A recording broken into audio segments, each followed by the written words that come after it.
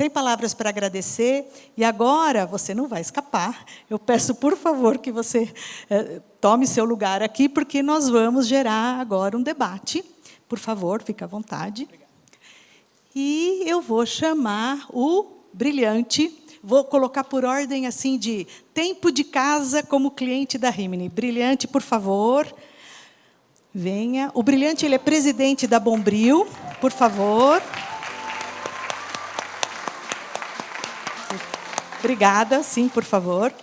Ele é um cliente já de muito tempo, um parceiro nosso.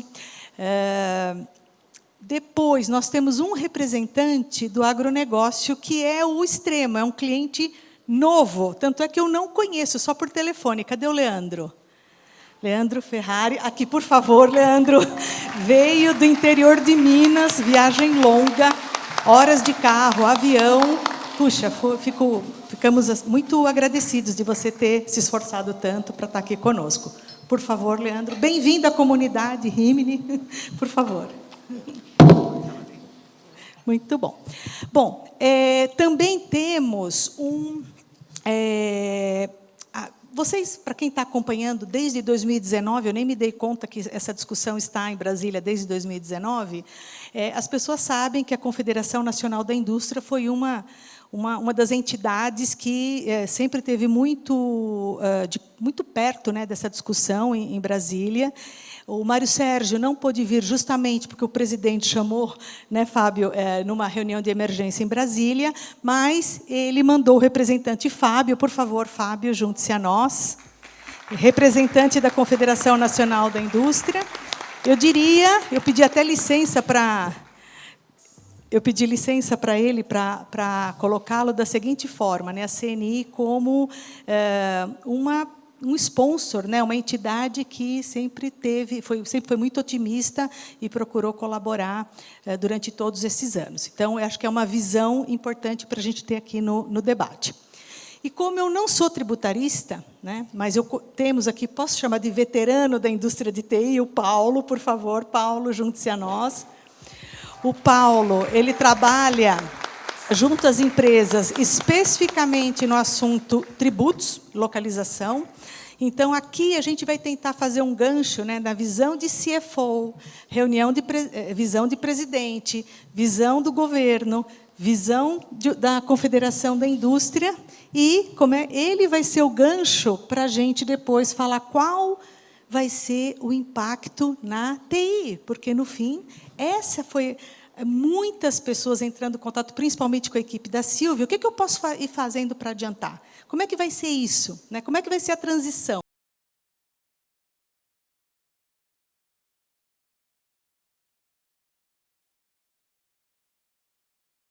Então, vamos lá.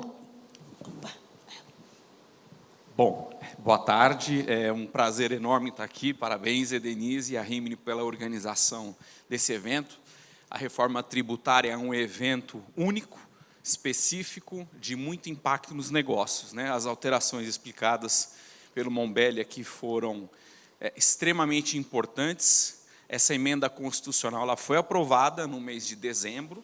A gente está na fase agora das regulamentações, que deve acontecer nos próximos 45 dias, né? Vai passar pela Câmara dos Deputados, a PLP 68, onde a gente vai ter todas as definições aqui explicadas pelo Mombelli, e a gente considera que a aprovação final da regulamentação deve acontecer até o final do ano. Então, o governo trabalha com uma velocidade muito grande. Existia um descrédito em relação à aprovação dessa reforma, né, porque tantos anos de discussão de reforma, né, Denise? Mas o fato é que a gente vai ter uma reforma que vai acontecer. É uma grande conquista, mas, como a gente viu, tem alguns detalhes muito grandes, né? A gente vai ter alterações significativas nos modelos de negócio. Então, eu acho que a Rimini está de parabéns por trazer essa pauta, né? Uma pauta extremamente importante para o crescimento e a rentabilidade das empresas. Afinal de contas, vai sair na frente aquele que entendeu os impactos da reforma agora, e não amanhã. Então, é muito importante essa discussão hoje, porque se a gente deixar para entender os impactos dessa reforma nas nossas cadeias produtivas amanhã, pode ser que o nosso concorrente saia na frente. Então, a tributação, ela deixa de ser na origem, passa a ser no destino. E a gente também viu uma ótima notícia, que é a desoneração da cadeia produtiva, né? O setor produtivo sempre reclamou muito dessa oneração que acontece, né? É o tributo em cima do tributo. Então, a desoneração da cadeia produtiva, ela vai trazer algumas modificações nas decisões de investimentos. Então, eu gostaria aqui de perguntar, né, aos painelistas, como que vocês estão vendo essa questão da desoneração da cadeia produtiva e como que ela pode afetar as decisões de investimento dos recursos produtivos e recursos de prestação de serviços, já que muitas das decisões de alocação de fábricas, de centro de distribuição, de prestação de serviços, né, em cidades específicas com benefícios de ISS, como que isso vai afetar, né, o dia a dia? Então, vamos começar aqui pelo Wagner, né, o nosso CEO, para entender, Wagner, como que vocês estão analisando as questões da reforma no dia a dia de crescimento, rentabilidade, decisões de investimento da sua empresa? Boa tarde a todos. Parabéns, Edenise, aí pelo evento. É muito esclarecedor aí aqui a palestra do Mombelli, né? E fico feliz de participar de um evento como esse, porque eu já não acreditava mais que eu ia ver uma reforma tributária.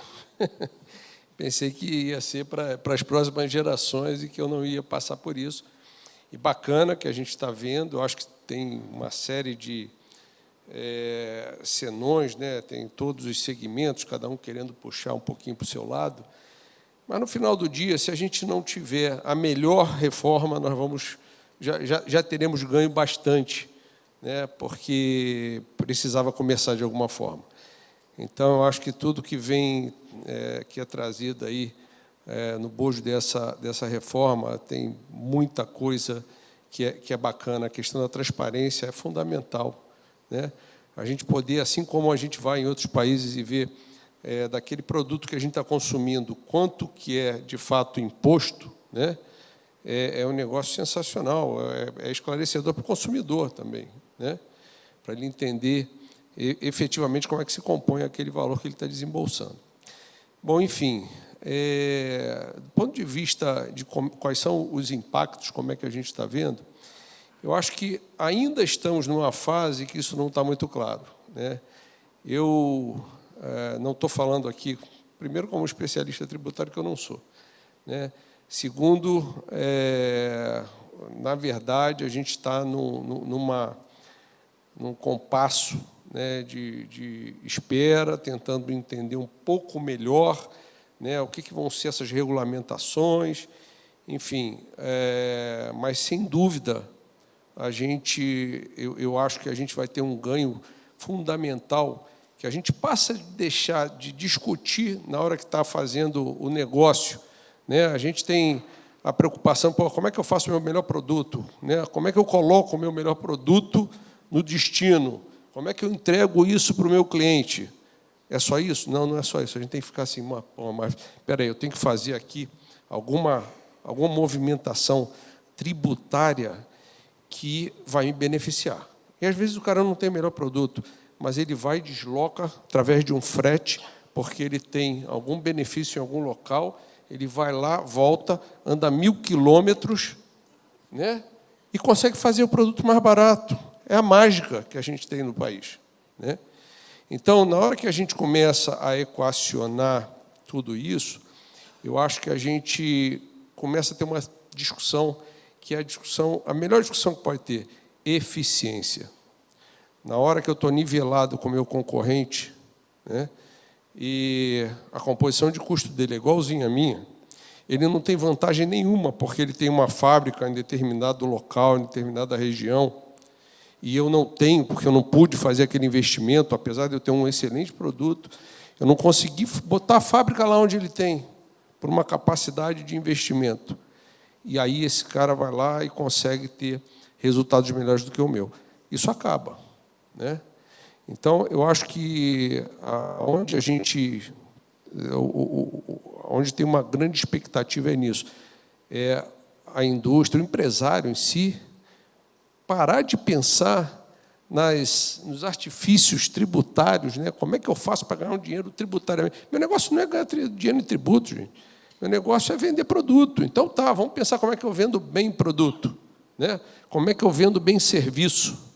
E vamos parar de pensar com cabeça de tributarista. Cada brasileiro aqui, cada empresário, né, cada executivo tem que ser tributarista. É impressionante. Até o pessoal do marketing entende tributo, porque ele não pode lançar um produto que, de repente, né, dependendo da alíquota do produto, dependendo do cadastro, não vai ser um bom produto.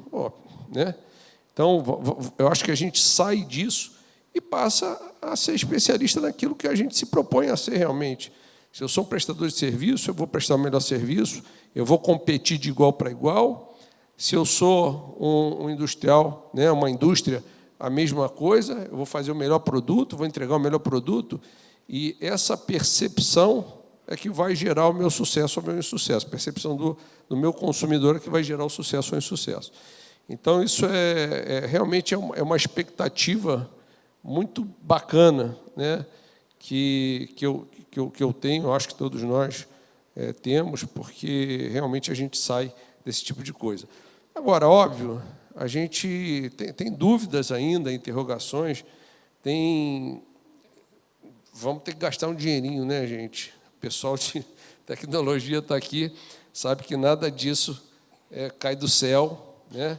E a gente vai ter que gastar um dinheiro, né? É um momento de mudança, mas vamos ter que fazer um investimento, mais uma vez, mais um sacrifício, mas acho que por uma boa causa, né? Tem horas que a gente tem que realmente passar por isso para depois desfrutar do melhor. Então, essa é a parte boa também, né? Assim, o desfrutar posteriormente do melhor, né?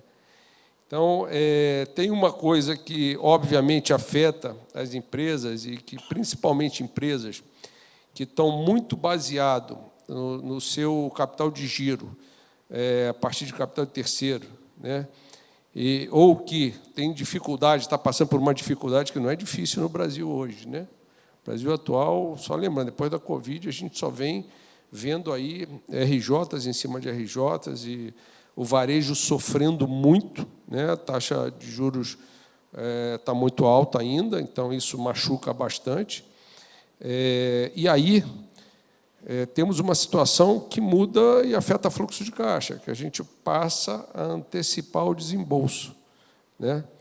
Então, isso é um assunto que afeta a caixa, e caixa é fundamental para todas as empresas, né? Não sei se tem algum mecanismo de transição também que vai trabalhar com isso, mas eu não vi até agora. Falando do desembolso, né, seria óbvio imaginar que o primeiro desembolso seria simular, porque já tem informação suficiente para simular o as-is e o to-be, não tem? Isso já seria o primeiro passo? Acho que sim, acho que é um bom exercício. É um bom exercício, né? Bom, dando seguimento, Leandro, na visão do CFO, né, a gente está vendo essa questão do crédito e débito tributário ganhando uma importância muito grande nesse sistema novo, chamado split payment, né? Então, o crédito, você, em teoria, vai ter que acompanhar, ou na prática, vai ter que acompanhar todos os seus fornecedores, né? Se o seu fornecedor ele pagou a alíquota de 26,5%, que é a soma do IBS mais o CBS, ou se o seu fornecedor é do Simples e recolheu apenas 8%. Como que você está vendo a operacionalização e como que você consegue acompanhar lá na ponta de todos os seus fornecedores essa questão do creditamento, né? Como que você otimiza a cadeia de fornecimento em favor da sua vantagem? Boa tarde a todos. Eu vou fazer uma apresentaçãozinha rápida aqui, porque assim, né? A Bombril não precisa se apresentar, né? A CNI não precisa se apresentar, né? Todo mundo conhece. A Copadap, pessoal, ela está ali no interior de Minas, próximo ali a Patos de Minas. Ela é uma cooperativa agropecuária, e ela é voltada para o HF, né?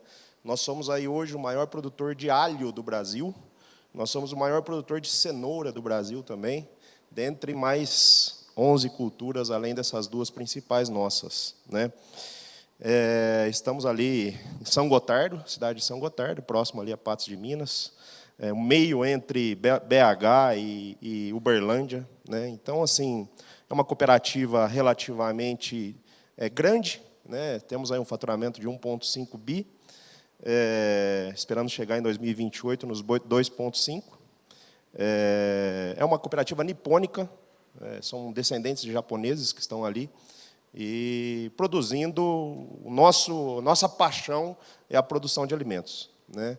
Estamos focados aí em produção de alimentos. Esse é um tema que nos preocupa muito, né? Principalmente em se tratando de cooperativa. A coisa ainda está muito escura, né? No tema da reforma agrária com relação à cooperativa.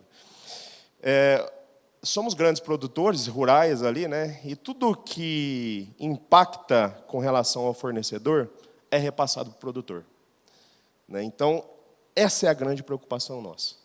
Nós acabamos de ter aí, todo mundo deve estar sabendo, a MP 1227 da semana passada. Essa MP 1227, só para vocês terem uma noção, no dia seguinte da implementação dela, todos os nossos compradores de milho e soja, grandes players do mercado, travaram as compras. Aqueles que ficaram no mercado reduziram o preço em R$ 5,00 por saca, no mínimo. O produtor rural, ele não manda no preço dele. Quem manda no preço dele é o mercado, né? Então, quando a gente pensa assim, não, vamos repassar isso, nós não conseguimos. Então, a gente é dependente, única e exclusivamente, do mercado. O produtor, eu falo, né? Eu trabalho muito no mercado financeiro, né? Estou no mercado financeiro há algum tempo, e todo mundo assim me chama de maluco, né? Investimento e bolsa e criptomoeda, nossa, é maluco. Mas o maluco é o produtor rural. Ele planta esperando a chuva, ele não tem o preço do insumo, não sabe quanto que ele vai pagar no insumo, acontece uma guerra amanhã, o preço do insumo triplica. E o pior, ele não sabe por quanto que ele vai vender, porque quem manda no preço dele é o mercado. Então, esse é um assunto, é um tema que traz bastante insegurança para o agro, porque nós não conseguimos hoje repassar nada para a base tomadora nossa, né, para o produtor rural. Hoje, assim, aconteceu qualquer coisa com relação ao imposto, repassa para o produtor absorve isso e segue o jogo, né? Então, isso para a gente é um grande... É uma nuvem, né? A gente está aguardando. Obviamente, o brasileiro ele vai se adaptar, o agro vai se adaptar, né? Como sempre tem se adaptado, mas a gente tem um pouco de receio principalmente com relação a isso, né? Acontece tudo lá em cima e nós aqui sofremos com o impacto de tudo isso, né? Então, a gente espera primeiro, né?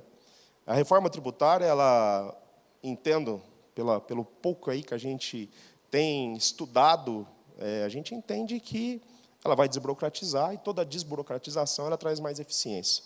Isso é ótimo, ponto.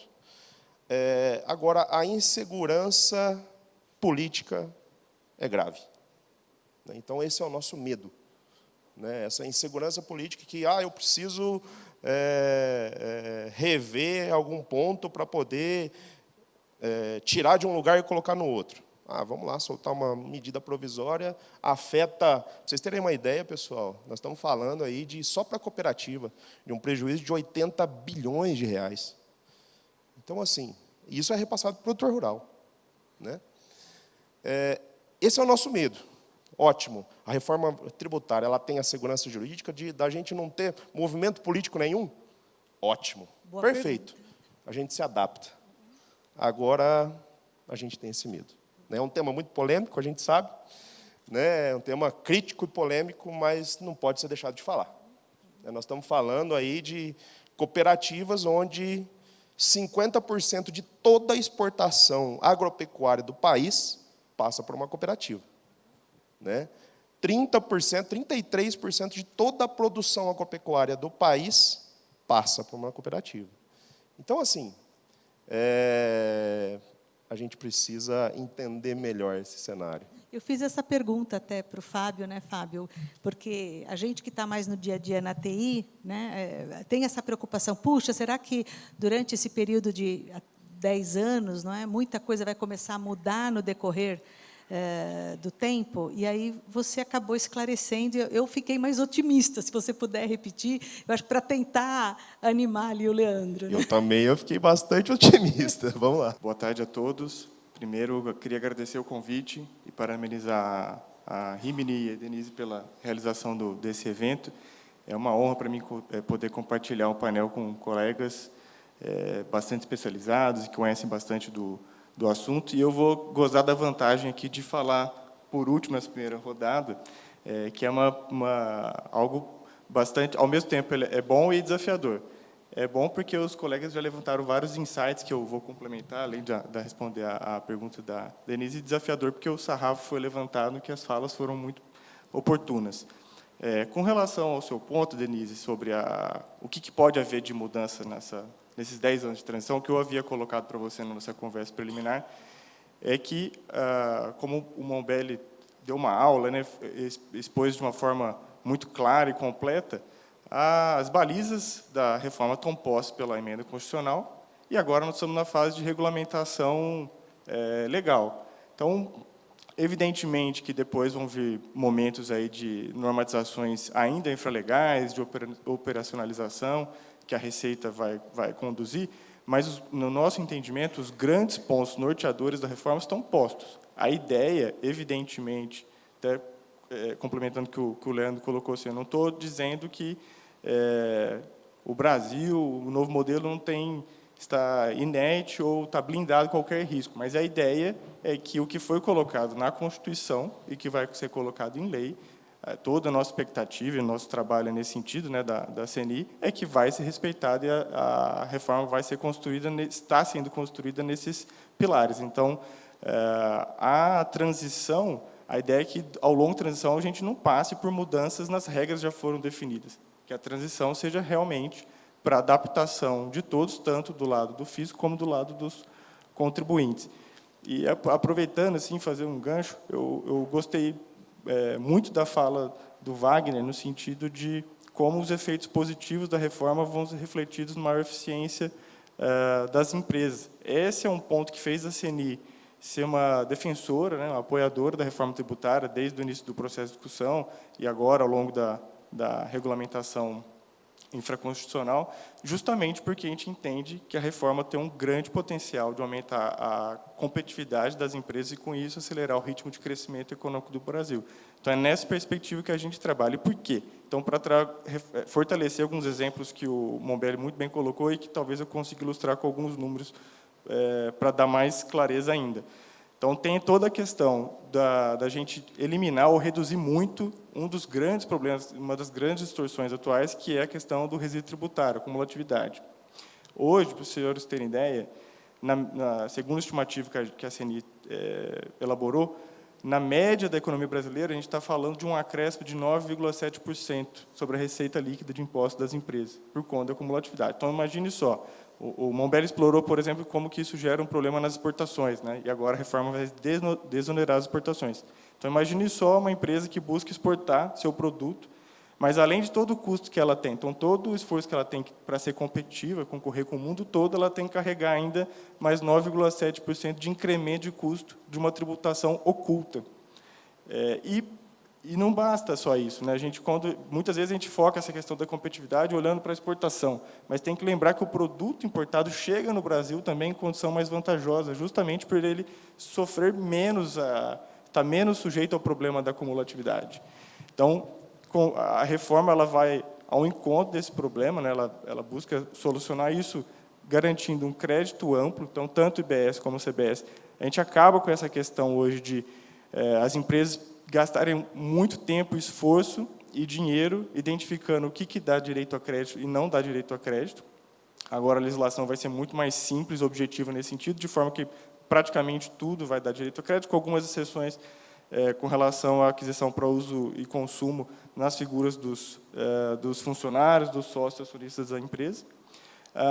Aí um ponto muito importante que o Leandro trouxe aí, no bojo da MP 1227, né? A questão de a gente assegurar, a gente entende que tanto a emenda constitucional como o PLP 68, no formato que ele está hoje, eles garantem o aproveitamento amplo dos créditos, tanto de IBS como de CBS, e esse é um ponto central, realmente. Se a gente não basta parar na garantia de ter o creditamento amplo, ou seja, todas as aquisições darem direito a crédito desses novos tributos, mas garantir também que eles sejam utilizados. Então, é muito importante, por exemplo, no caso da CBS, que garanta-se o aproveitamento para um eventual saldo credor desse tributo, para que ele também seja usado para pagar os demais tributos federais.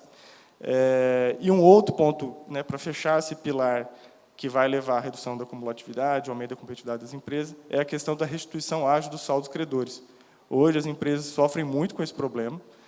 No âmbito, por exemplo, do ICMS, tem estimativa que hoje as empresas acumulam mais de 100 bilhões de reais só em ICMS no Brasil. Isso não precisa falar, eu sei que é redundante, mas só para colocar que é custo financeiro para as empresas, né, porque afeta o capital, o fluxo de caixa, e as empresas têm que recorrer a capital de giro, que a taxa de juros no Brasil é muito alta.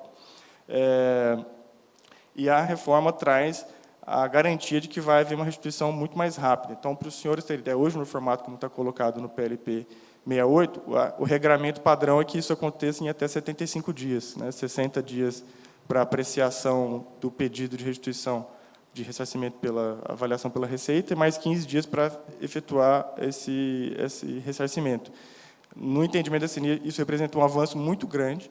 A gente até acredita que é possível fazer um esforço para reduzir ainda esse prazo, né? É possível reduzir esse prazo, porque o sistema vai ser muito mais simples, vai contar com o mecanismo do split payment, tem a regra de exceção, que são os 285 dias, quando a Receita identificar que há pela uma regra que já está posta no próprio PLP, que há um volume fora do padrão de crédito, mas mesmo com essa, a gente até propõe que seja um prazo reduzido, aí, né, que a gente acha que em torno de 30, 45 dias seria viável e vai representar um passo ainda mais importante para a redução de custos financeiros para as empresas, mas, mesmo da forma como já está colocada, é um avanço. E, com tudo isso, a gente leva ao que o Wagner colocou muito bem nos seus exemplos, a questão da neutralidade, que eu acho que esse é um ponto central. As empresas vão deixar de tomar decisões essenciais do seu dia a dia por conta de limitações do sistema tributário. E elas vão buscar, sim, alocar melhor os seus recursos de forma mais eficiente para melhor atender seus clientes e ter melhor faturamento.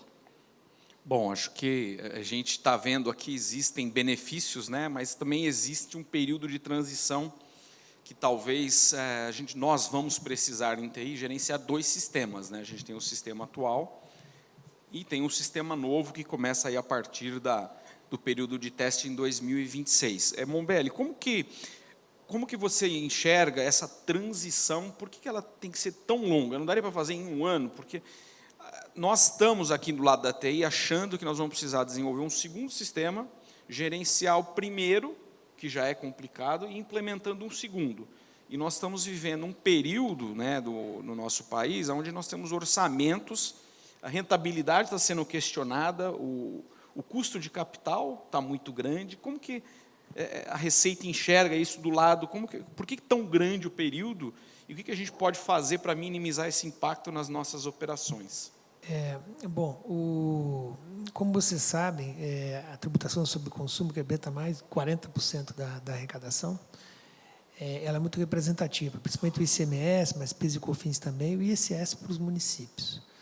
Então, o objetivo de se fazer esse primeiro ano de teste é porque, embora você tenha todas essas estimativas que são realizadas por cálculos, a realidade vai te demonstrar efetivamente o que vai estar acontecendo em 2026.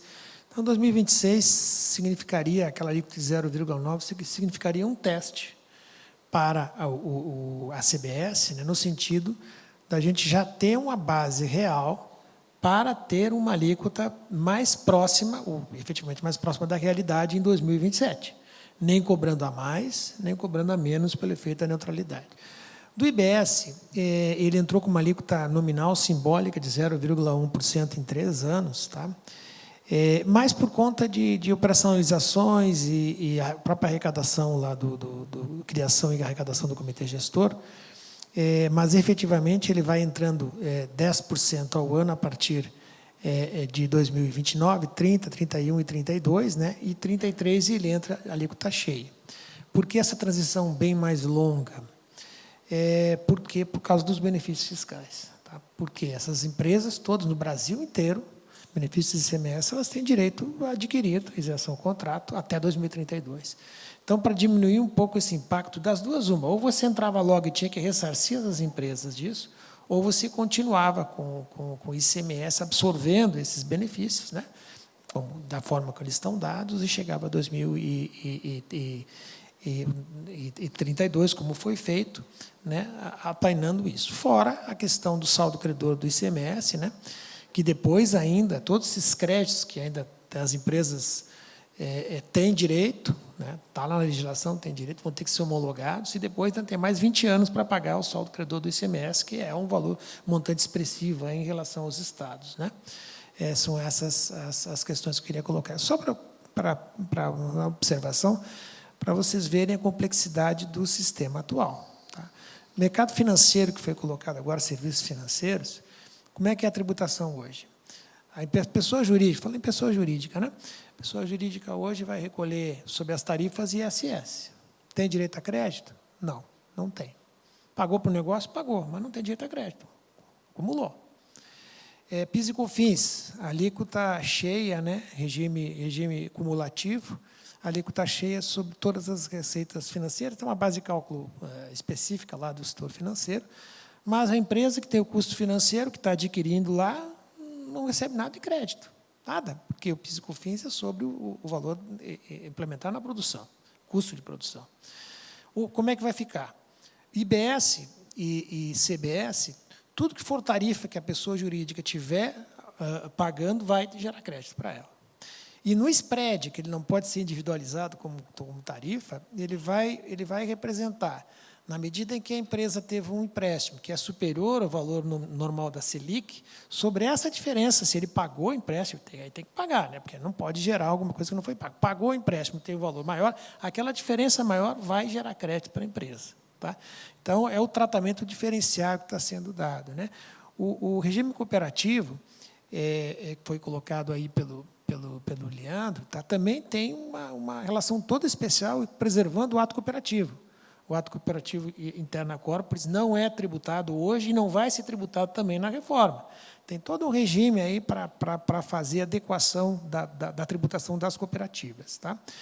A medida provisória 1227, eu não participei, porque eu estou na parte do consumo, eu sei que a equipe da Receita Federal participou, mas só para mostrar uma questão para os senhores. A Receita Federal não glosou um crédito, um tostão de crédito nessa medida provisória. O que ela simplesmente fez foi o seguinte, eu tenho crédito aqui, crédito presumido ou não presumido, do PIS e COFINS, e eu estou dizendo que você vai compensar com PIS e COFINS. Estou tirando a possibilidade de você compensar com contribuição previdenciária, contribuição social sobre o lucro do IRPJ. Significa o quê? Significa que, na prática, esses setores, eu não estou criticando, estou dizendo que é o que está acontecendo na legislação, tinha um PIS e COFINS negativo. Por quê? Eles absorviam todo o crédito presumido e sobrava a restituição ou valor que eles compensavam com outros tributos. Essa que é a realidade. Quando você fez esse gloso, ele ficou com essa parte desses créditos aqui, esperando um débito de PIS e COFINS que vai se realizar no futuro, mas não vai se realizar agora. Eu sei do impacto, há uma negociação no Congresso Nacional, e também o porquê dessa medida provisória, exatamente para tapar o buraco da desoneração da folha, que teve custo, foi aprovado pelo Congresso Nacional. A gente sabe que a gente vive num país que tem um orçamento, simplesmente não tinha valor orçamentário para bancar isso. Então, essa era a compensação para se fazer esse encontro de contas. Tá? Mas esse assunto está sendo negociado no Congresso, acho que vai ser bem resolvido lá. Tá bom? Obrigado. Bom, assim, fica muito claro para a gente que as alterações, elas não são de TI, né? Nós estamos discutindo aqui, Denise, são alterações no negócio, né?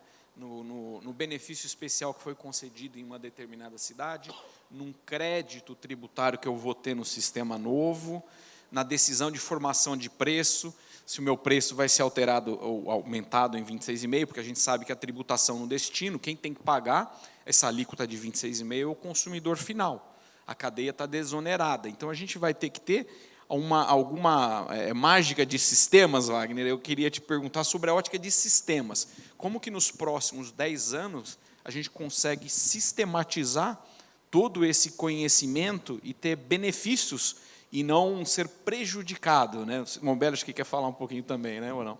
Não, só, não sei se foi endereçado a mim, mas o que eu tentei colocar na apresentação foi exatamente essa necessidade da administração tributária ter os dados, fazer a declaração, a apuração assistida, a declaração pré-preenchida e fazer o acompanhamento de todo o recolhimento dos contribuintes. Quando se faz a pergunta, mas como é que eu vou saber se meu contribuinte está regular ou não está regular quando chegar no vencimento? A administração tributária vai ter que apresentar essa conta, não é o contribuinte que vai ter que ir lá atrás do fornecedor, não.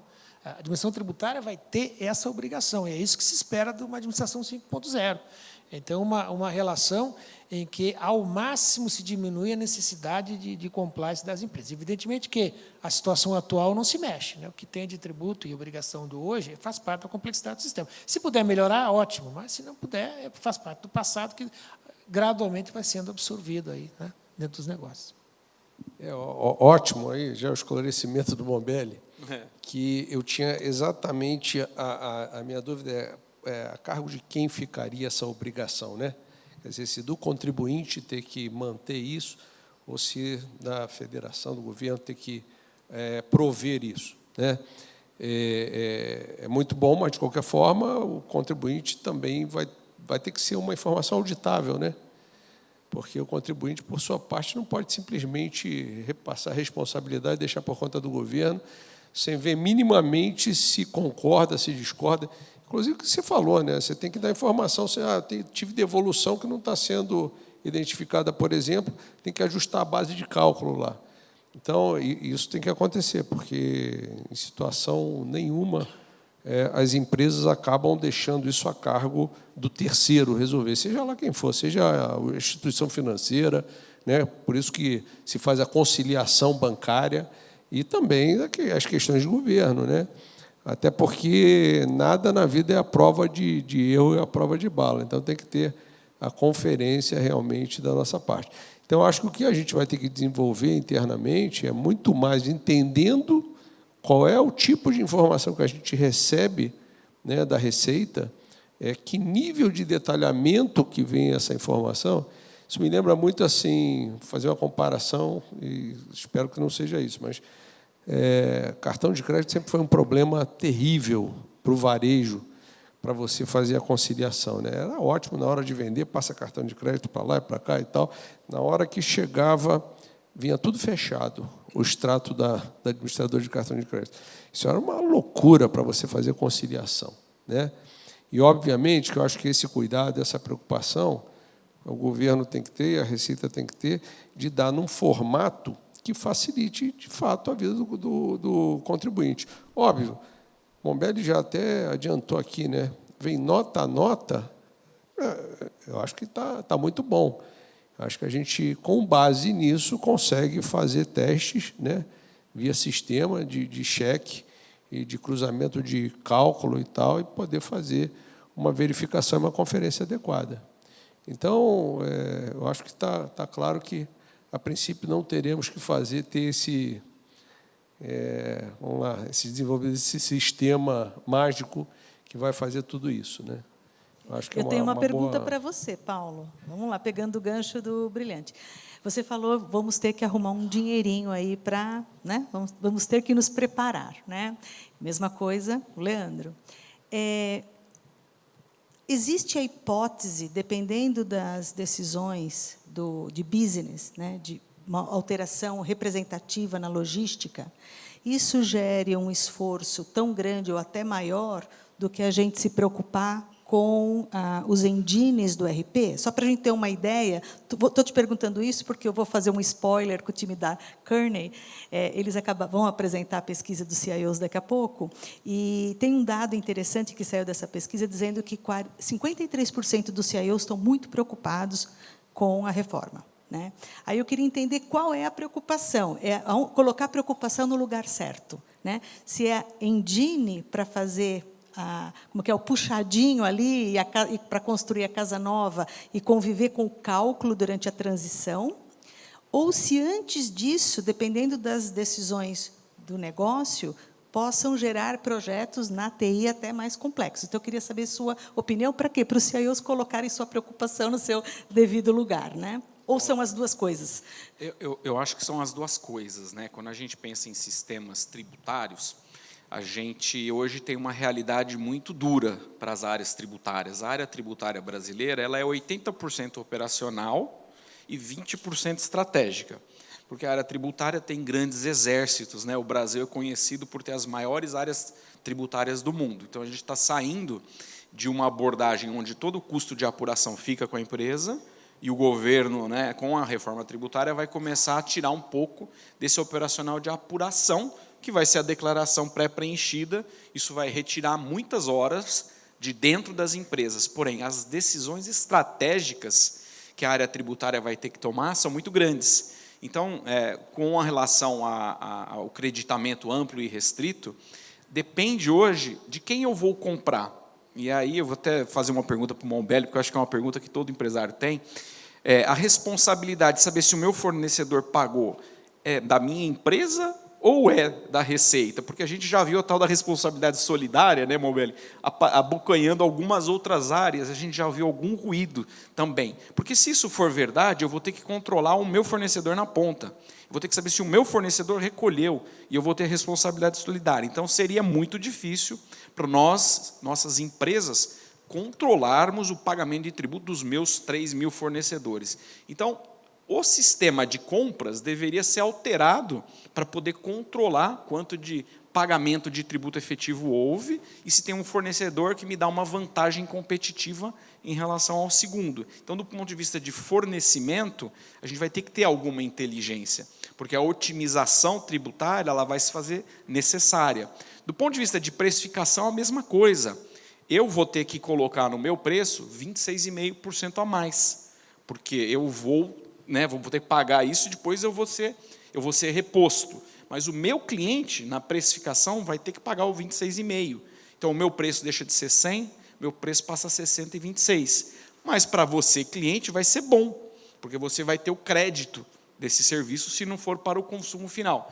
Então, a reforma está mexendo na maneira com que eu gerencio a minha cadeia de suprimento, eu formo os meus preços e, consequentemente, as margens internas.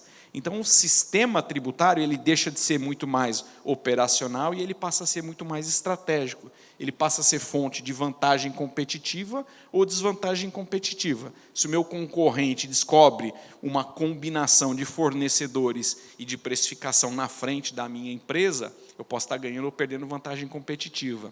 E cada empresa tem um DNA tributário, né? Cada empresa tem a sua carga específica, porque tem os seus fornecedores, tem os seus consumidores e tem as suas operações de valor agregado. Hoje, tem os seus benefícios e regimes especiais existentes. Então, durante esses 9 anos, o jogo vai ser muito mais estratégico. Então, as áreas tributárias vão ser mais estratégicas e vão ter que participar das decisões de negócio. Mas não teriam decisões a serem tomadas mais no curto prazo, não é? Porque a transição saindo do pressuposto que as decisões de negócio já foram tomadas, ou não? Na minha opinião, tem que ser no curto prazo, né? Então, hoje, a tecnologia ela vai ser a maior aliada das empresas. A tecnologia hoje permite, a partir dos documentos eletrônicos, dos SPEDs, você conseguir calcular qual é a sua carga tributária. E se eu mexer na variável do benefício especial, o que acontece com a minha cadeia produtiva? Ela melhora ou ela piora? Então, o que as grandes empresas, né, estão fazendo? Elas estão analisando hoje o impacto da reforma tributária, simulando alíquotas distintas, simulando operações ou fim de benefícios especiais.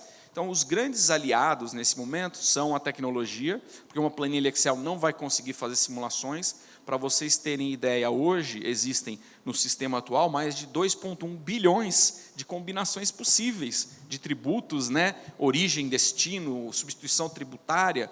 No futuro, lá em 2033, como o Mombelli bem explicou, vão ser 33 milhões. Está aqui a Anne da Reut, que não me deixa mentir. Então, a gente vai sair de 2,1 bilhões de combinações para 33 milhões. Que é o link com a apresentação do SES, porque aqui é onde mais alta tecnologia, aqui no caso vou fazer uma propaganda para a Anne, né, porque nós não prestamos esse serviço de simulação, mas nós temos parceiros, né, quem tiver interesse procura o Paulo, inclusive é a tecnologia de ponta, né, AI, Analytics, justamente para rapidamente, carregando o Excel, né, Silvia, que vem dos RPs, possa começar as simulações. Então, eu entendo que isso tem um certo senso de urgência, ou não? Tem muita urgência, né? Então é importantíssimo, porque a reforma tributária ela não vai mexer apenas no campo da nota fiscal eletrônica. O Mombelli até explicou, a nota fiscal eletrônica vai ter que ser adaptada ao CBS-BS. Isso é a parte fácil.